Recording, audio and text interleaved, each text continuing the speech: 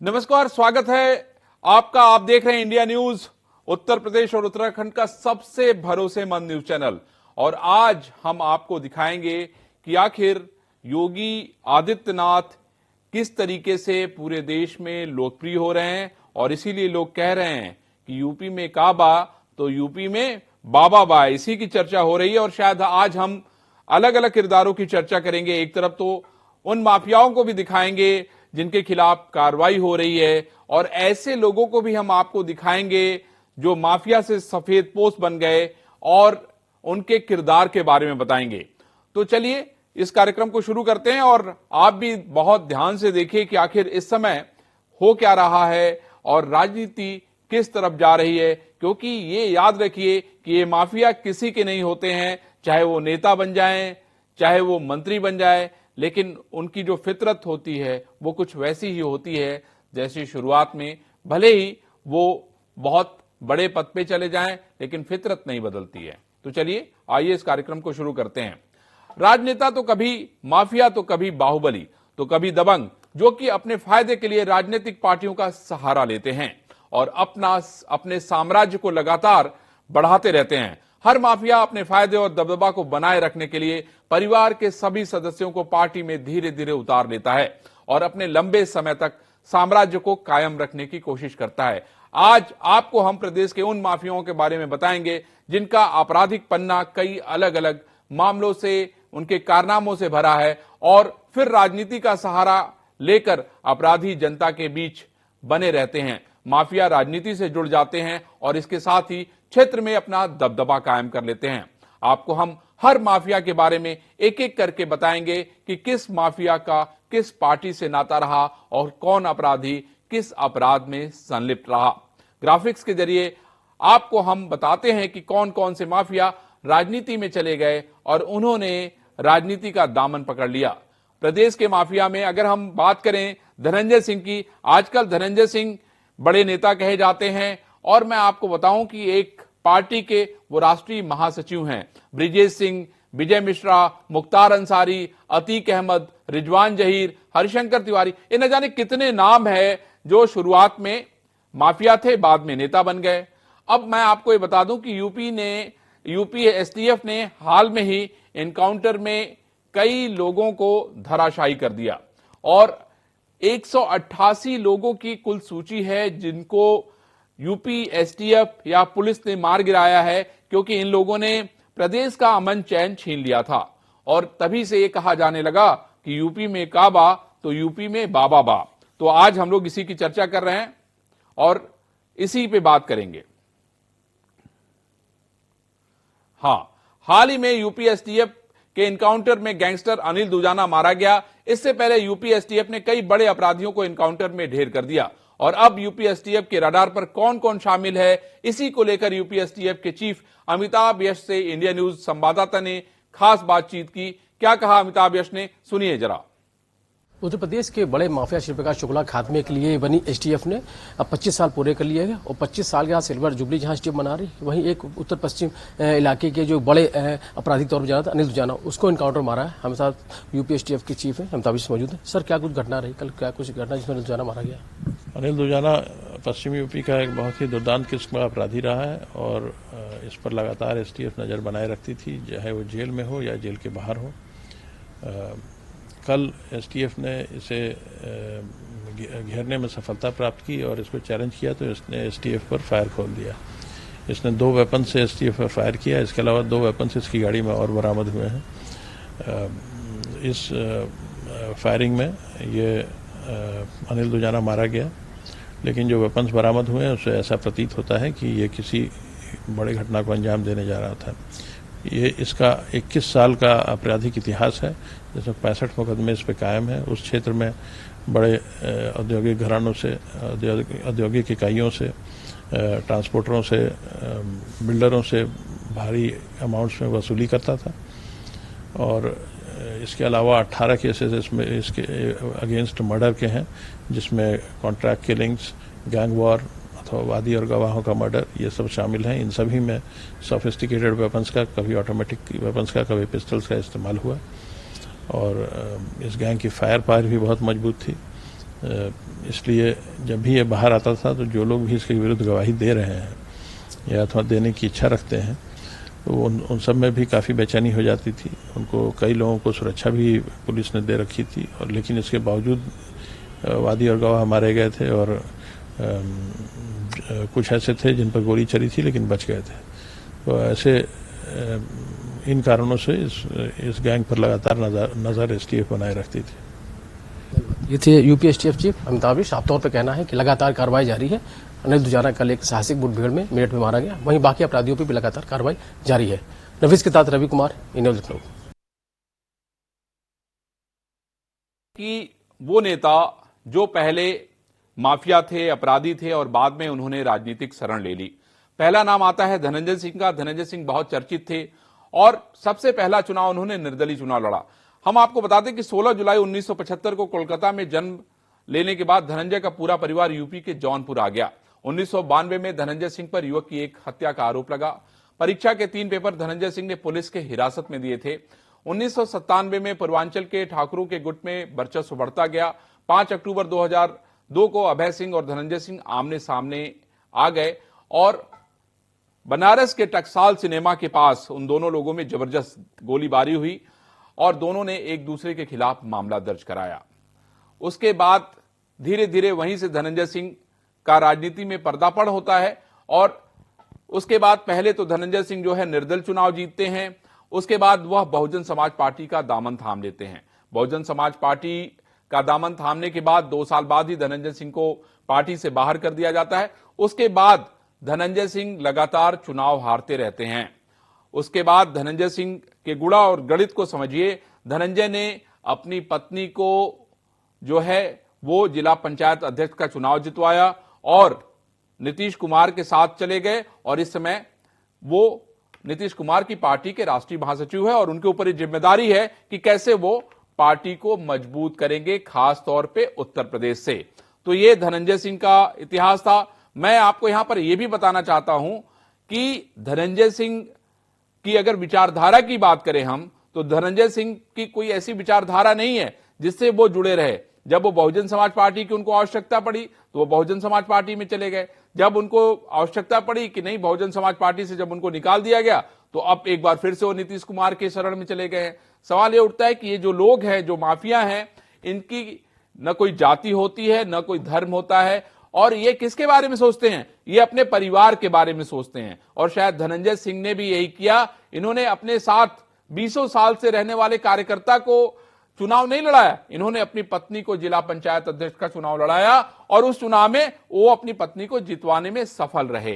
तो ये है धनंजय सिंह का जो इतिहास है, जिसको मैं समझता हूं कि सभी लोग जानते हैं। लेकिन बड़ा सवाल यह है कि अब हम आपको धनंजय सिंह का कारोबार भी बताते हैं कि आखिर धनंजय सिंह इतने चर्चित व्यक्ति हैं तो उनके कारोबार को भी आप जानिए और समझिए कि आखिर वो कारोबार क्या करते हैं। क्योंकि धनंजय सिंह जब एक बार राजनीति में आ गए, जब लोकसभा पहुंच गए, तो उसके बाद उन्होंने पीछे मुड़कर नहीं देखा। जो उन्होंने अपना डिटेल दिया है, जो इलेक्शन कमीशन से हमें मिला है, उसकी जानकारी हम आप देते हैं। धनंजय सिंह का बहुत बड़ा कारोबार है। ग्राफिक्स के जरिए हम आपको समझाने की कोशिश करते हैं।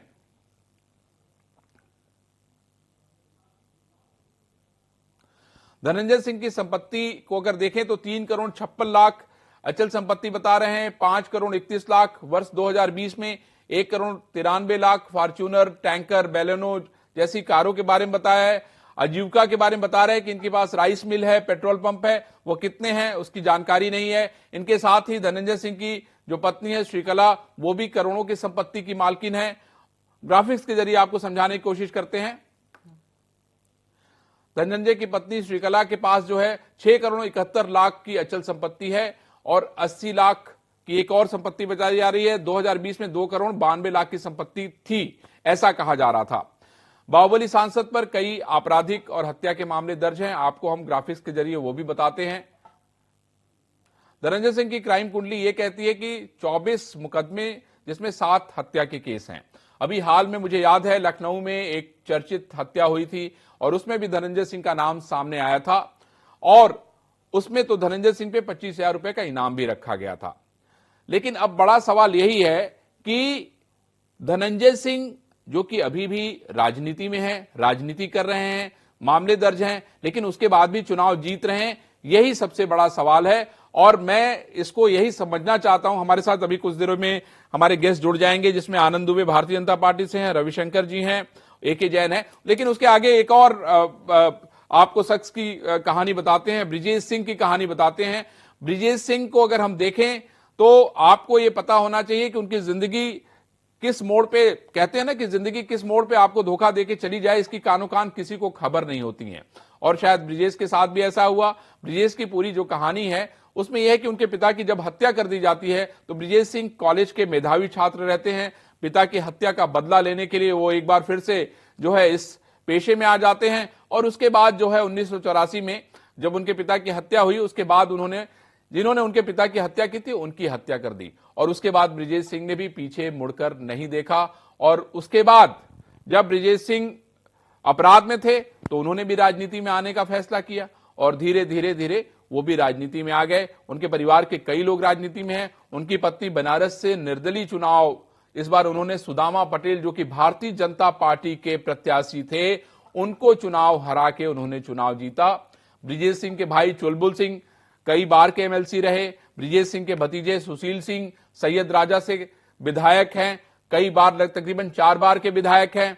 और उनके परिवार में सुशील की पत्नी जिला पंचायत अध्यक्ष रही, सुशील के भाई जिला पंचायत अध्यक्ष रहे। लेकिन यहां पे भी मेरा यही सवाल है कि क्या इन लोगों को परिवार के अलावा कोई दूसरा सदस्य नहीं मिला? ये एक बहुत बड़ा सवाल है और मैं समझता हूं कि ये सवाल मैं जनता पे छोड़ता हूं कि जनता और हमारे साथ जो गेस्ट जुड़ेंगे वो बताएंगे कि आखिर क्यों नहीं। हाँ, सारे जुड़े, उनके पास चलते हैं। तो हम लोग इसको डिस्कशन की शुरुआत कर लेते हैं, उसके बाद बीच में बाकी आगे के लोगों को दिखाएंगे। तो हम सीधे गेस्ट के पास चलते हैं। सभी लोगों का स्वागत है। अभी आप लोगों ने 2 स्टोरी देखी, इसमें सर सबसे पहले मैं जैन सर से पूछना चाहता हूं। जैन सर, आपका स्वागत है। आपका प्रश्न क्या है, बताएं। मेरा प्रश्न ये है सर कि अगर आप देखिए जो लोग इस समय सफेद पोस्ट बने हुए हैं, बड़े बड़े लोग हैं, आपके समय तो ये लोग जो है, इन लोग की शुरुआत हुई होगी, कोई घटना याद है क्या इन लोगों के संबंधित आपकी? देखिए, मैं समझता हूं शुरुआत होनी चाहिए हरिशंकर तिवारी। जी, उनको भी दिखाएंगे सर, उनको भी दिखाएंगे। दरअसल मुझे लगता है कि हमारे ग्राफिक्स ने पहले इन लोग को, नए उभरते हुए लोगों को दिखा दिया, मतलब जो परिपक्व होकर नेता बन चुके हैं, हरिशंकर तिवारी को पीछे छोड़ दिया। लेकिन 1980 से जो शुरुआत हरिशंकर तिवारी ने की थी सर, वो उन्होंने जो है बहुत मतलब ठेका लेना, टेंडर लेना और इन सारा ये काम किया और अपने परिवार के लोगों को ही राजनीति में ले आने का काम किया, दूसरे लोगों को नहीं लाया राजनीति में। तो सर मैं आपसे यही समझना चाहता हूं कि आखिर इनका कोई जाति, इनका कोई धर्म होता है कि नहीं होता है, इनकी कोई फिलॉसफी होती है कि नहीं होती है, ये मेरा सबसे बड़ा सवाल है आपसे। इनका ना कोई धर्म होता है, ना इनकी कोई फिलॉसफी होती है। जो रूलिंग पार्टी रहती है पावर में, उससे जुड़ने का प्रयास करते हैं, अपना उल्लू सीधा करते हैं, वोट बैंक की राजनीति करते हैं। जो रूलिंग पार्टी होती है उसको ये भरोसा दिलाते हैं कि वो अपनी कम्युनिटी का और आसपास की कई सीटें वो निकलवा देंगे और उनकी मदद करेंगे। क्योंकि देखिए, क्रिमिनल की शेल्फ लाइफ बहुत कम होती है। कुछ वर्षों में ही वो या तो मुठभेड़ में, पुलिस मुठभेड़ में या आपसी गैंग वॉर में मारे जाते हैं। पर जब एक बार माननीय बन जाते हैं तो उसके बाद जो है इनकी लाइफ लंबी हो जाती है और ये अकूत संपत्ति कमाते हैं। तो ये एक ट्रेंड है जो कि यूपी में काफी पॉपुलर रहा और जिसकी वजह से यहाँ माफियाओं की जड़ें जो हैं वो बहुत डीप रूटेड होती चली गई। इसी कैटेगरी में मुख्तार अंसारी हैं, उनके भाई हैं, अतीक है, अशरफ है, एक के बाद एक बहुत हैं, धनंजय सिंह जिसका आपने नाम लिया, चुलबुल सिंह, और बहुत से लोग हैं जो राजनीति में सक्रिय होते चले गए। वेस्ट यूपी में भी कुछ नाम हैं। तो ये एक दुर्भाग्य है इस प्रदेश का, बिहार का भी है, कि माफिया जो हैं वो राजनीति में सक्रिय हो गए और उनका दबदबा बढ़ता चला गया। रूलिंग पार्टी के ऊपर उन्होंने काफी कब्जा कर लिया और उसके मार्फत, उसके माध्यम से इन्होंने ठेके और बड़े बड़े कारोबार शुरू कर दिए। ये इसको दुर्भाग्य ही कहूंगा मैं उत्तर प्रदेश का, और इसी वजह से प्रदेश की पूरे देश में बदनामी भी हुई। जैन सर, मैं, हमारे साथ आनंद दुबे भी जुड़े हुए हैं। आनंद जी, आनंद जी, मुझे जी। ये बताइए कि बाबा तो बहुत ही शानदार काम कर रहे हैं, अपराधियों का खात्मा कर रहे हैं, इससे कतई इनकार नहीं किया जा सकता। लेकिन ये जो सफेद पोस्ट लोग हैं, इनका क्या इलाज है? क्योंकि इनके लिए तो देखिए अपना परिवार सर्वप्रथम है। मैं आपको जितने भी उदाहरण बताऊंगा उसमें उन लोगों ने बाहर के किसी व्यक्ति को मौका नहीं दिया, सिर्फ अपने परिवार को मौका दिया, अपने परिवार के लोगों को चुनाव लड़ाया और उन्हीं को आगे बढ़ाया। तो मैं आपसे समझना चाहता हूं कि इनका क्या इलाज है भारतीय जनता पार्टी के साथ, क्योंकि जब इनको आवश्यकता हुई तो ये बीजेपी में थे, जब इनको आवश्यकता हुई ये बसपा में थे, जब इनको आवश्यकता हुई ये समाजवादी पार्टी में थे। तो सवाल यह है आनंद दुबे जी कि इनका क्या इलाज है, हमारे पास क्या तरीका है? नहीं, देखिए, निश्चित रूप से उत्तर प्रदेश में लंबे समय से अपराधियों के राजनीतिकरण का एक दौर चलता रहा। आपने देखा होगा किस तरह से मुख्तार अंसारी की पूरी फैमिली वो समाजवादी पार्टी में रही, फिर बहुजन समाज पार्टी में रही, अतीक अहमद का परिवार हो या आपने बाकी जो नाम लिए, सबका कहीं ना कहीं कनेक्शन समाजवादी पार्टी से, बहुजन समाज पार्टी से, क्योंकि लंबे समय से करीब 15 साल तक, 20 साल तक ये लोग सत्ता में रहे और इन्हीं दोनों की सरकारें रही। तो कभी इसमें कभी उसमें पहली बार कोई सरकार आई है उत्तर प्रदेश में जो माफियाओं के खिलाफ कार्रवाई कर रही। आप देखिए, पहली बार मुख्तार अंसारी को 4 मामलों में सजा योगी आदित्यनाथ जी की सरकार में हुई।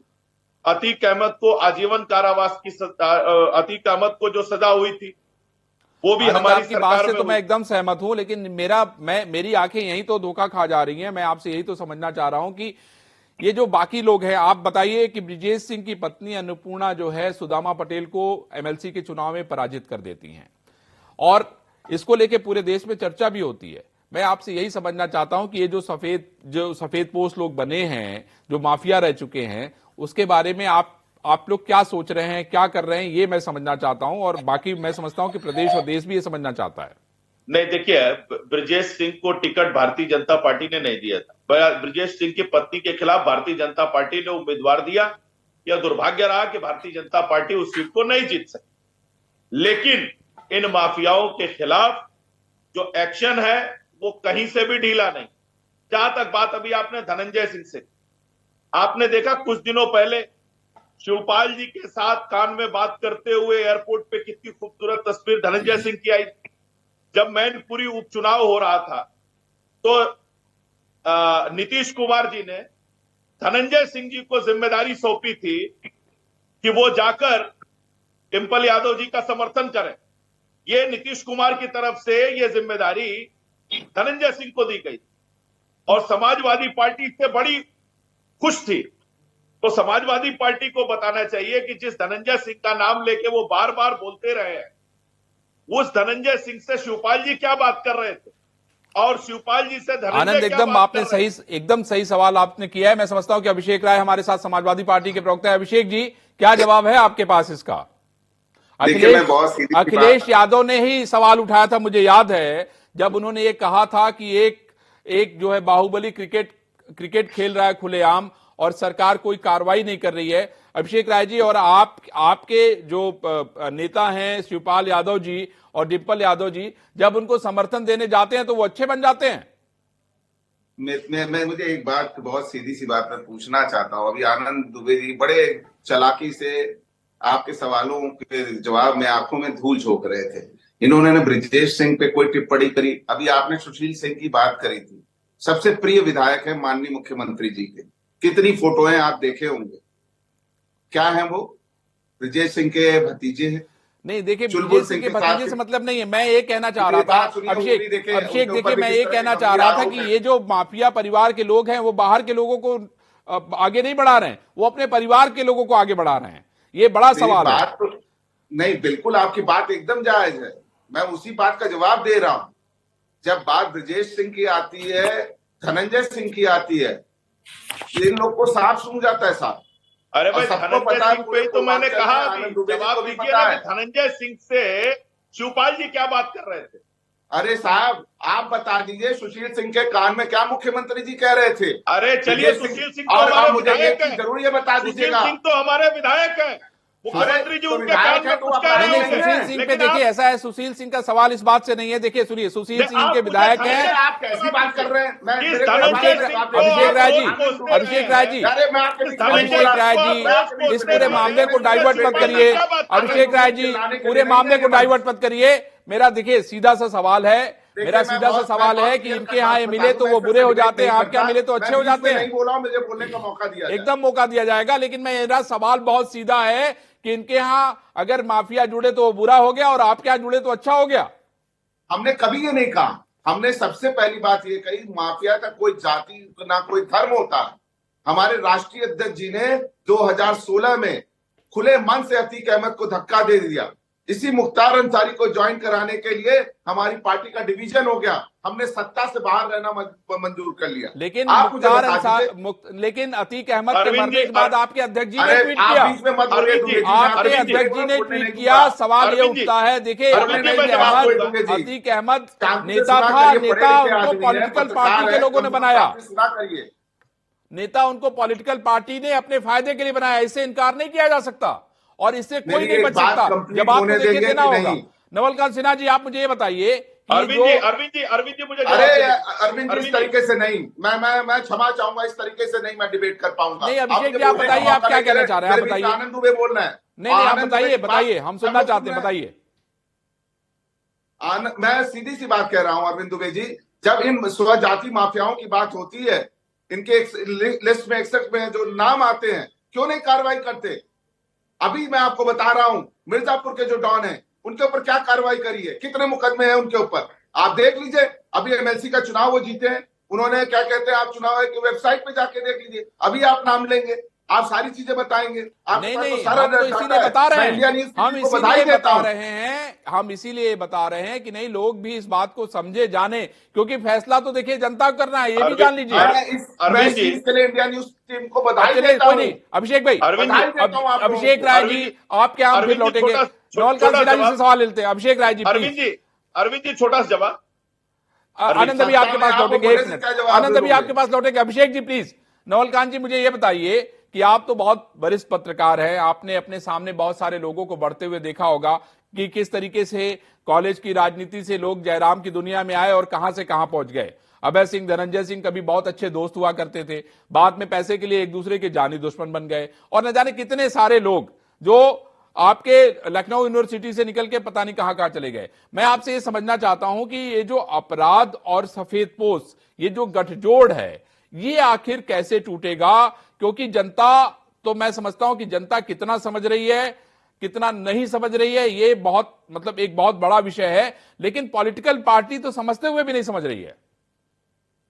देखिए अरविंद जी, बात कड़वी जरूर है, लेकिन सच्चाई यही है कि कोई भी पॉलिटिकल पार्टी हो, उनके लिए जो सबसे महत्वपूर्ण चीज है वो है वोट। और वो वोट कैसे आएगा, इसी का पूरा तिकड़म रहता है। तो जाहिर सी बात है, जितनी पॉलिटिकल पार्टियां हैं उनका एम यही रहता है कि किस तरह से उनके सीटें बढ़ जाए, किस तरह से उनका वोट प्रतिशत बढ़ जाए। और इसी का फायदा जो है ये माफिया उठाते हैं। क्योंकि देखिए, माफियाओं ने एक तरीके से काम किया, जैसे उनका संसदीय क्षेत्र है या उनका विधानसभा क्षेत्र है, वो वहां के लोगों को बहुत ज्यादा परेशान नहीं करते, लेकिन वो आसपास के लोगों से वसूली करते हैं, बल्कि अपने क्षेत्र में पैसा खर्चा करते हैं। तो लोगों को लगता है कि स्कीम में लाने में भी तेज होते हैं, अफसरों से काम कराने में भी तेज होते हैं। तो लोगों को लगता है कि ये जो एक ईमानदार विधायक या सांसद था, उससे अच्छा व्यक्ति तो ये है कि ये हमारे लिए काफी कुछ कर देता है। 1985 में जब वीर बहादुर सिंह की सरकार बनी थी, वहीं से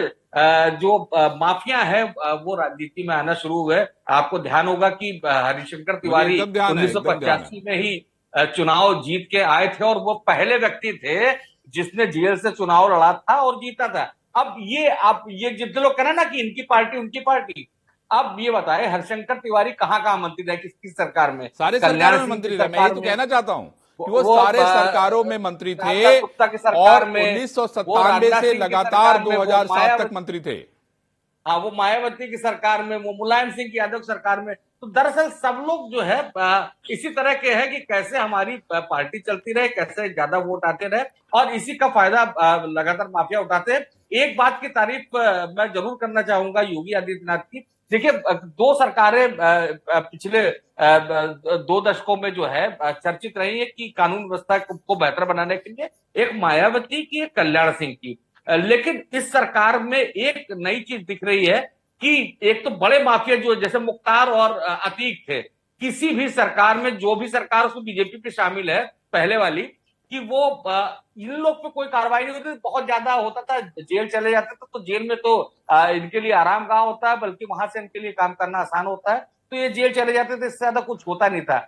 आर्थिक जो इनकी रीढ़ है वो तोड़ने का काम योगी बड़ा काम आदित्यनाथ किया ने है, इसमें कोई शक नहीं। और किया। इसीलिए हम लोग कह रहे हैं ना कि यूपी में बाबा जैन सर के पास हम लोग आए, लेकिन हम चाहते हैं कि ग्राफिक्स के जरिए बाकी लोगों की भी कुंडली जरा दिखाई जाए, जिससे ये पता तो चले कि ये जो सफेद पोस्ट लोग हैं, इनका सिर्फ एक ही मकसद होता है, वो मकसद है खुद का परिवार, खुद के लोग, और खुद कैसे फायदा उठाया जाए।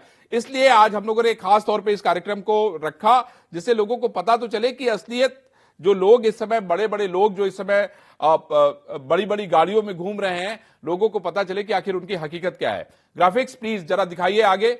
विजय मिश्रा,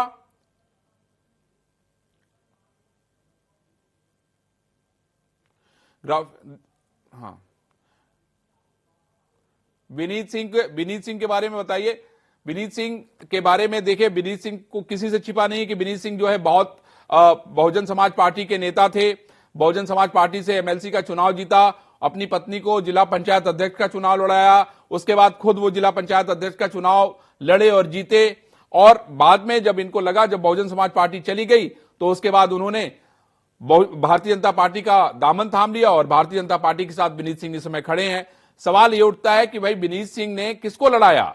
अपनी पत्नी को लड़ाया। अब वो अपने बेटे को चुनाव लड़ाने जा रहे हैं। प्रश्न यही उठता है कि आखिर इनके केंद्र में कौन है? इनके केंद्र में सिर्फ खुद के लोग हैं, बाहर के वो लोग जो कार्यकर्ता है, जिन्होंने पूरी जिंदगी दे दी, वो नहीं है। जैन सर, उसके अलावा मैं विजय मिश्रा के बारे में बता दूं कि विजय मिश्रा ने पेट्रोल पंप की शुरुआत के साथ अपना काम शुरू किया, कमलापति त्रिपाठी के संपर्क में आए, पहली बार ब्लॉक प्रमुख का चुनाव जीता, उसके बाद मुलायम सिंह के संपर्क में आए, मुलायम सिंह यादव ने उनको विधायक बनाया, उसके बाद जब अखिलेश यादव ने उनका टिकट काट दिया तो वो चले गए निषाद पार्टी के पास, और निषाद पार्टी के टिकट से वो चुनाव जीते।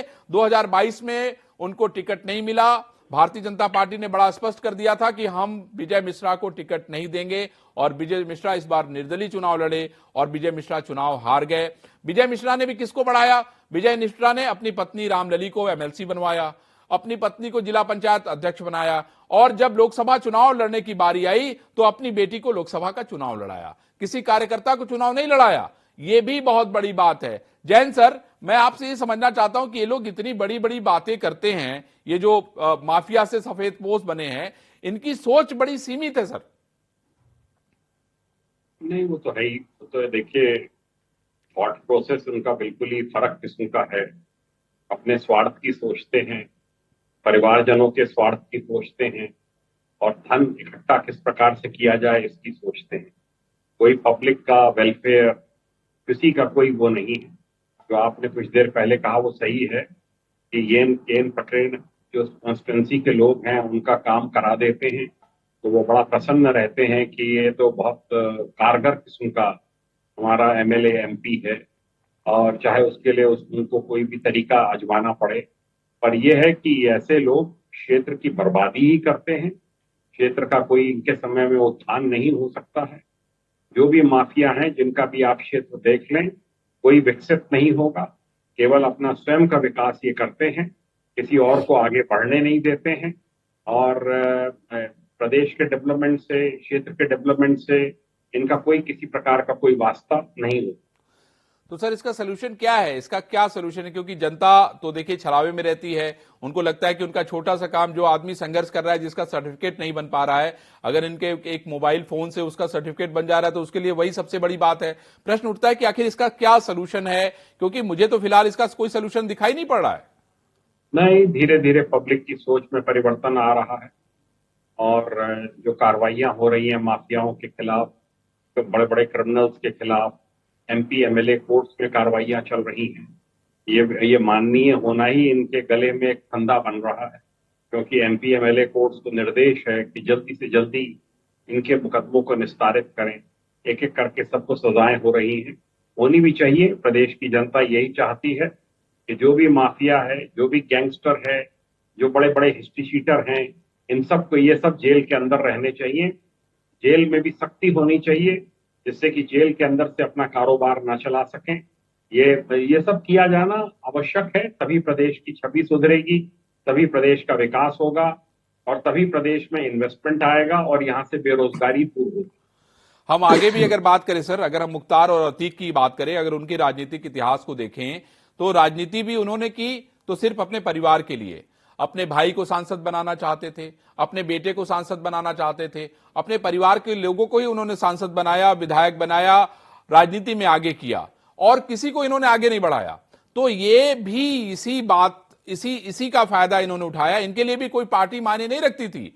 अतीक अहमद कभी निर्दल लड़ते थे, फिर बाद में उन्होंने अपना दल का दामन पकड़ लिया, बाद में फिर समाजवादी पार्टी में चले गए। तो सवाल यह है कि इन लोग का जो अतीत है इतना काला था, लेकिन उसको संरक्षण दिया राजनीति ने, और राजनीति के संरक्षण की वजह से वो लोग बाहुबली बनते गए और जनता के लिए तो ये कतई ठीक नहीं था और प्रदेश के लिए भी ठीक नहीं था। निश्चित रूप से ऐसे लोगों का इलाज। आनंद दुबे जी, ये बताइए, आप तो ये कह रहे हैं कि भाई अतीक अहमद, मुख्तार अंसारी के खिलाफ बड़ी कार्रवाई हुई है, इससे हम इनकार नहीं कर रहे हैं और इसमें हम आपको और सरकार को बहुत बधाई दे रहे हैं, बाबा जी को भी बधाई दे रहे हैं कि बहुत ही शानदार। लेकिन आखिर ये जो सफेद पोश लोग घुस गए हैं, उसका क्या इलाज है आनंद दुबे जी?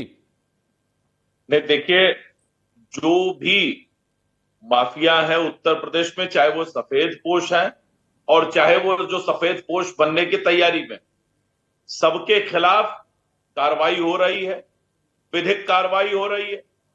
उनको जेल भेजने का काम हो रहा है, उनकी संपत्तियों पर बुलडोजर चलाने का काम हो रहा है। मैंने एक चीज सुनी, अभी हमारे मित्र हैं, भाई हैं, समाजवादी पार्टी के प्रवक्ता राय साहब, इन्होंने कहा कि मुख्तार के परिवार को ही पार्टी से बाहर निकालने के लिए डिवीजन हो गया। मैं एकदम मानता हूं। अखिलेश यादव जी ने कहा कि मुख्तार अंसारी का परिवार सपा में नहीं आएगा, इसके लिए डिवीजन हुआ। लेकिन बाद में उसी अफजाल अंसारी का प्रचार करने के लिए, वोट मांगने के लिए गाजीपुर में उन्होंने जनसभा की 2019 में। यह है डुअल स्टैंडर्ड। इसके अलावा इन्होंने कहा हम माफिया का धर्म नहीं देखते। अरे धर्म नहीं देखते तो फिर असद के एनकाउंटर पे इतनी छाती क्यों पीट रहे थे? अतीक अहमद को आपके राम गोपाल यादव जी कह रहे थे वो तो बहुत लोकप्रिय नेता थे, मीडिया ने उनको अपराधी बना दिया। अभिषेक राय से जवाब लेते हैं। अभिषेक राय जी, बताइए क्या जवाब है आपके पास? सुन लीजिए। अतीक अहमद, इन्होंने असद के एनकाउंटर पे लिखा कि भाईचारा, मतलब असद का एनकाउंटर हुआ तो भाईचारा खतरे में। बाकी अनिल दुजाना, आदित्य राणा, ऐसे तमाम अपराधी मारे गए, किसी पर आवाज नहीं उठाई इन्होंने। तो आतंकवादी हो या माफिया हो या गुंडा हो, उसका धर्म देखने का काम समाजवादी पार्टी करती है। योगी आदित्यनाथ जी की सरकार धर्म नहीं कर्म देखती है। ठीक है, आनंद दुबे जी जवाब ले लेते हैं, आधार पर कार्रवाई करती है। आनंद जी जवाब ले लेते हैं। हाँ बताइए अभिषेक राय जी, क्या कहना है आपको? बहुत हास्यास्पद सा बयान लग रहा था आनंद दुबे जी का, और ये मेरे बड़े मित्र हैं, बहुत अच्छे मित्र हैं, लेकिन उसके बाद भी इस तरह का बयान देते बड़ा हास्यास्पद लग रहा था। आप सोचिए, बनारस में 8 विधायक, अब माननीय प्रधानमंत्री जी का क्षेत्र, उसके बाद भी एक डमी कैंडिडेट भाजपा खड़ी करती है और डॉन की वाइफ जीत जाती है। और जो एक इनके एमएलसी हैं मिर्जापुर के, जिसका भी अपने हिस्ट्री भी आपने सारी बताई, आपके चैनल ने बताई, वो दोबारा एमएलसी बन जाते हैं। भारतीय जनता पार्टी इतनी कमजोर हो गई है, सारे चुनाव वो लगातार जीतती रहती है, 24 घंटे चुनाव के मूड में रहती है। बड़ा हास्यास्पद सा लगता है। क्या मैं यहाँ पे दोनों लोगों से एक बात जरूर कहना चाहूंगा, अभिषेक राय जी और आनंद दुबे जी, देखिए ये तो दोनों लोगों को अपने गिरेबान में झांकने की जरूरत है, क्योंकि दोनों लोग के दामन कैसे हैं ये सब लोग जानते हैं। मेरा सिर्फ यही कहना है, मैं यही कहना चाहता हूँ, मैं नवलकांत जी के पास चलूंगा, मैं यही कहना चाहता हूँ कि वाकई इसको सोचने की जरूरत है, समझने की जरूरत है। मेरे बात कंप्लीट हो जाने हाँ, बताइए, बस मैं 10 सेकंड और लूंगा, प्लीज 10 सेकंड और लूंगा। हाँ। देखिए, मैं वही चीज कह रहा हूँ कि जब बात इन लोगों की होती है तब ये इनके ऊपर क्या बुलडोजर चला है, क्या कोई कार्रवाई हुई है? विधिक कार्रवाई की बात करते हैं। अरे साहब, अगर विधिक कार्रवाई की बात होती तो माननीय मुख्यमंत्री जी के ऊपर 55 मुकदमे थे। अगर उन्हें विधिक कार्रवाई में विश्वास होता, न्यायपालिका में विश्वास होता, तो विधेयक लाने की जरूरत क्या थी? माननीय मुख्यमंत्री जी बरी हो गए होते। वो तो एकदम दूध के धुले हुए हैं। देखिए अभिषेक राय जी, मैं क्या कह रहा हूं, मैं आपसे यही कहना चाह रहा हूं कि देखिए जो मुद्दा है हम उस मुद्दे से न भटके, हम मुद्दे पे रहें, वो ज्यादा बेहतर होगा। मुख्यमंत्री जी कार्रवाई कर रहे हैं और आप उनको कटघरे में खड़ी कर रहे हैं, तो ये तो भाई मैं कोई बिल्कुल नहीं खड़ा कर रहा हूं, मैं माननीय मुख्यमंत्री जी की तारीफ कर रहा हूं, मैं माननीय मुख्यमंत्री जी की तारीफ कर रहा हूं। नहीं, अगर ऐसी तारीफ करनी हो तो आप लोग व्यक्तिगत मिलकर करें, ज्यादा अच्छा होगा। क्योंकि सवाल यही उठता है कि भाई आखिर ये जो सफेद पोस्ट जो है, जो अपराधी थे वो सफेद पोस्ट बन गए हैं, तो उनके लिए आखिर कौन जिम्मेदार है, ये बड़ा सवाल है। नवल कांत जी, आपके पास क्या इसका कोई इलाज है, क्या इसका कोई सोल्यूशन है क्या आपके पास? देखिए, सॉल्यूशन तो जिनको हम चुन के भेजते हैं उन्हीं के पास सॉल्यूशन होता है। सबसे अगर एक तरह से देखा जाए, जैसे आपने सही शब्द का इस्तेमाल किया था अरविंद जी, छलावा, तो जो जनता इस छलावे फंसती है कि ऐसे अपराधियों को चुनाव जितवा देती है, वो जीत जाते हैं और वो विधानसभा लोकसभा पहुंच जाते हैं। तो देखिए, हर तरफ से गड़बड़ होती है, जनता छलावे में आ जाती है, लेकिन वो उतनी जानकार नहीं है, वो फंस जाती है। लेकिन जो पॉलिटिकल पार्टी है वो बाकायदा सोच समझकर, जानबूझकर ऐसे लोगों को टिकट देती है, तो वो संसद पहुंच सकते हैं, वो विधानसभा पहुंच सकते हैं, ठीक है पहुंच जाए। लेकिन सबसे बड़ी समस्या होती है कि इनके खिलाफ जितने मामले दर्ज होते हैं वो मामले लंबे समय तक उसके केस चलते रहते हैं, उनके फैसले नहीं होते। कई बार जो है गवाह मुकर जाते हैं, कभी गवाह डर जाते हैं, कभी गवाह बिक जाते हैं और कभी गवाह मर जाते हैं। तो ये अब तक का चलन रहा है। इस दौर में जरूर जो अतीक को सजा हुई, हालांकि अतीक बाद में मार दिया गया, मुख्तार अंसारी, अफजाल अंसारी को सजा हुई, तो जल्दी जल्दी सजा होने लगी। जैसा कि जज साहब ने कहा कि ये एमपी एमएलए कोड ही अपराधियों के सरदर है, क्योंकि इस पर जल्दी जल्दी फैसले होते हैं। तो मुझको लगता है कि अगर ढंग से पैरवी हो और इस तरह के अपराधी भले जीत जाए, लेकिन जब सजा हो जाएगी तो उनकी सदस्यता जानी तय है। चलिए और नवल कांत जी, मैं समझता हूं कि आप सारे लोगों ने जो है टू द पॉइंट बात कही, और इसको मैं समझना और जनता को भी समझना चाहिए कि आखिर ये जो माफिया हैं वो किसी के नहीं है, इनका सिर्फ एक ही लक्ष्य है। जिस तरीके से जैन साहब ने कहा कि इनका सिर्फ एक ही लक्ष्य है कि अपना फायदा कैसे हो और कैसे अपने लोगों को, अपने परिवार को राजनीति में लाएं और उनकी जान की रक्षा करें। मैं समझता हूं कि हम लोग आगे फिर से बात करेंगे और बात करेंगे किसी नए मुद्दे पे, नए इश्यूज पे। आप लोगों ने इंडिया न्यूज से बात की, आप लोगों को बहुत बहुत धन्यवाद। Thank you.